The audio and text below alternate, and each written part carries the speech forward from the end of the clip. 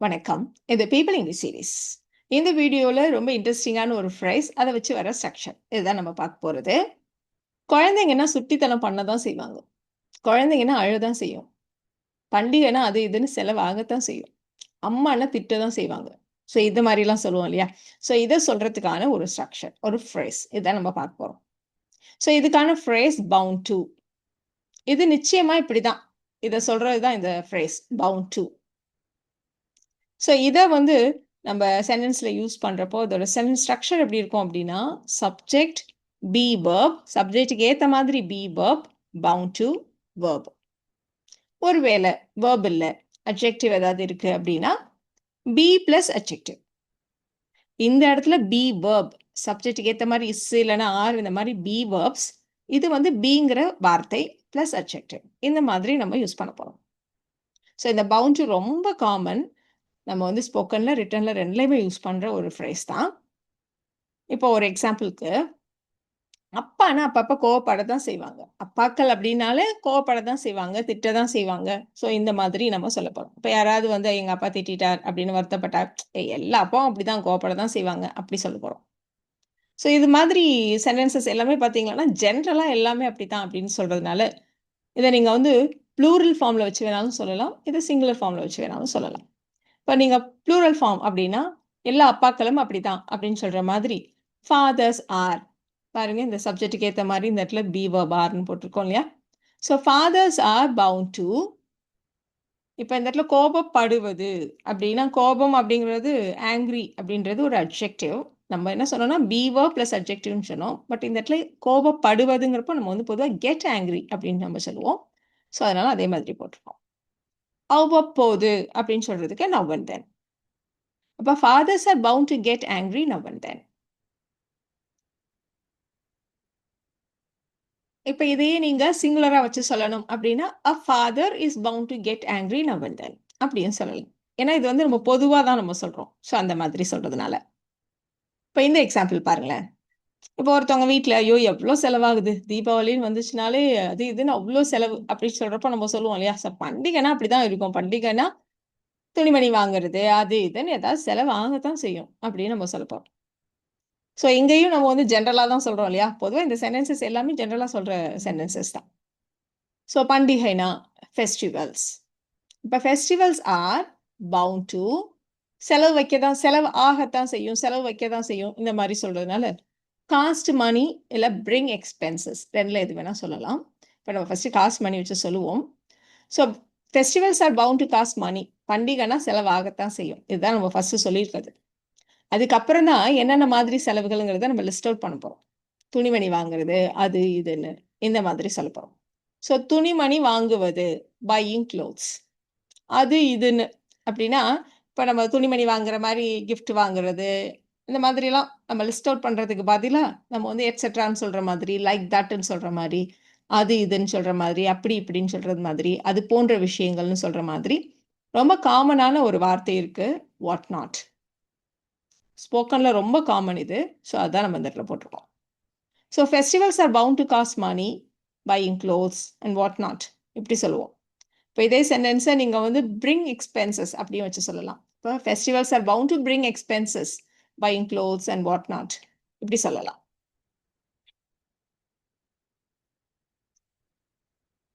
எவ்வளோ சுட்டித்தனம் பண்றாங்க, குறும்பு பண்றாங்க, வாலுத்தனம் பண்றாங்க அப்படின்னு சொல்றப்போ, குழந்தைங்கன்னா சுட்டித்தனம் பண்ண தான் செய்வாங்க. எல்லா குழந்தைங்களும் அப்படிதான். அப்படி நம்ம சொல்ல போறோம். அப்போ சில்ட்ரன் இல்லைன்னா கிட்ஸ். இப்போ kids are bound to be mischievous. குழந்தைங்கன்னா குறும்புத்தனமா தான் இருப்பாங்க. அந்த மாதிரி சொல்றதுனால, குறும்புத்தனம் அப்படின்றது ஒரு அட்ஜெக்டிவ் இல்லையா? அதனால நம்ம பி போட்டிருக்கோம். இப்ப kids are bound to be மிஸ்chievous.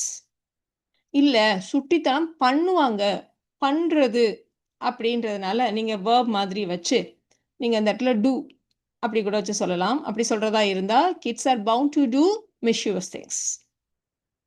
Kids are bound to do mischievous things அப்படியும் சொல்லலாம். இப்போ இதை இன்னும் கொஞ்சம் மாற்றிருக்கோம். குழந்தைங்கன்னா சில நேரங்கள்ல அப்படியே பிடிவாதமா, ஸ்டபர்னா தான் இருப்பாங்க. நாம தான் உங்களுக்கு புரிய வைக்கணும். இப்படி நாம சொல்லப் போறோம். ஸோ பிடிவாதமாக இருப்பது அட்ஜெக்டிவ், ஸ்டபர்னா இருப்பது. அப்போ பி இல்லையா? இப்போ பி பிளஸ் அட்ஜெக்டிவ். இப்போ kids are bound to be stubborn. சில நேரங்கள்ல சம்டைம்ஸ். எப்பவுமே அவங்க அடம் பிடிப்பாங்க தான் அப்படின்னு நம்ம சொல்லாம, சில சமயம் அப்படிதான் பண்ணுவாங்க. அந்த மாதிரி சொல்றதுக்கா இருந்தா நம்ம வந்து இந்த மாதிரி சம்டைம்ஸ் அந்த மாதிரி ஏதாவது ஒண்ணு சேர்த்துக்கலாம். இப்போ kids are bound to be stubborn sometimes. நாம தான் புரிய வைக்கணும். We have to make them understand.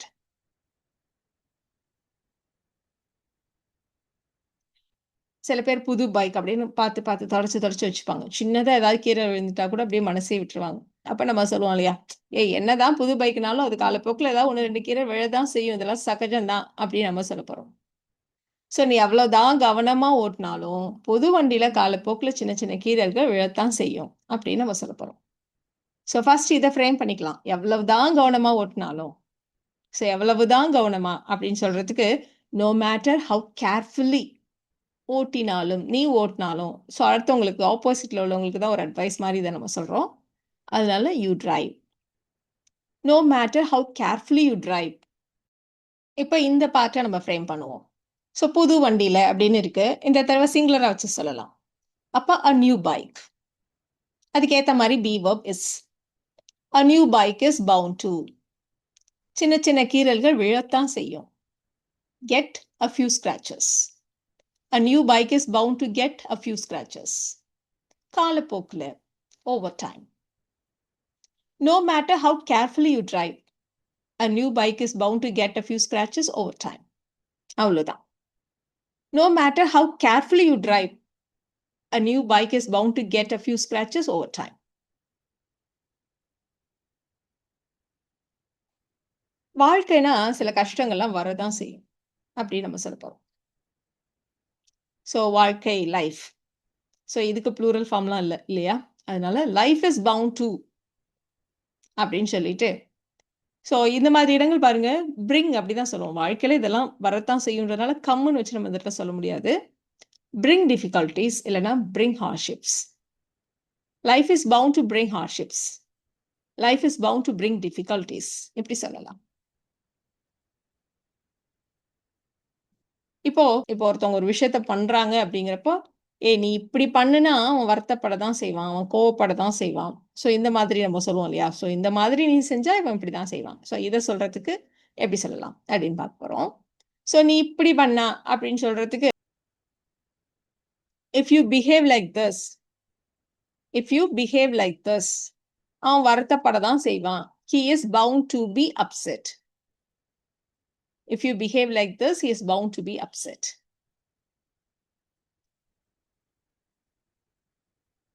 ஒரு நியூ லாங்குவேஜ கத்துக்கிறப்போ, அப்போ மிஸ்டேக்ஸ் வரதான் செய்யும். அது சகஜம் தான். அப்படி சொல்லப் போறோம்.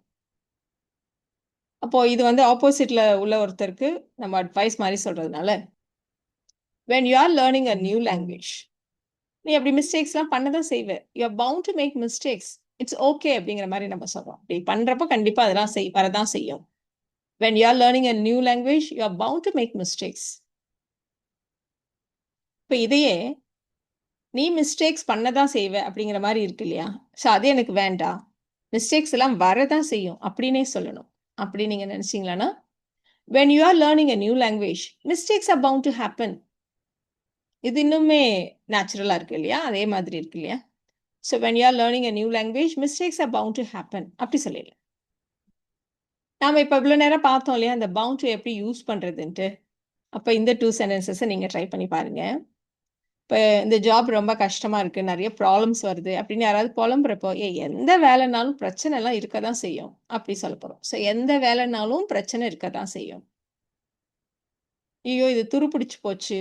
அப்படின்னு சொல்றப்போ, அது இரும்பு. அது இரும்ப வெளில போட்டா அது துருப்பிடிக்க தான் செய்யும் அப்படின்னு நம்ம சொல்லணும். ஸோ இந்த 2 சென்டென்சஸ ட்ரை பண்ணுங்க. உங்களுக்கான ஆன்சர்ஸ அடுத்த ஸ்லைட்லயே செக் பண்ணிக்கலாம்.